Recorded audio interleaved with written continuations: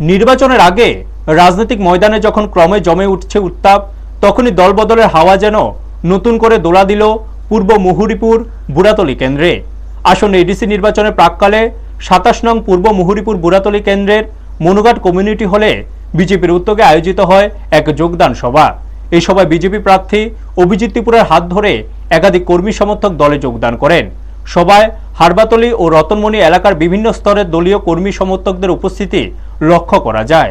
বিশেষভাবে উল্লেখযোগ্য দীর্ঘদিনের বামপন্থী কর্মী এবং কৌশল চন্দ্রপাড়া শাখা কমিটির সম্পাদক রাম্বা কুমার ত্রিপুরা সিপিএম ত্যাগ করে ৩টি পরিবারের প্রায় ১৫ জন ভোটারকে সঙ্গে নিয়ে বিজেপিতে যোগ দেন।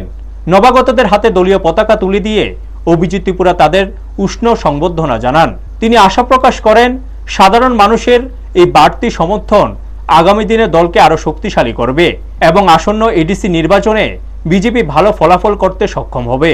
ব্যুরো রিপোর্ট, নিউজ তৎকাল 24। নমস্কার, আমি অভিজিৎ ত্রিপুরা ২৭ পূর্ব মুহুরীপুর বুড়াতলী থেকে ভারতীয় জনতা পার্টির মনোনীত প্রার্থী হয়েছে।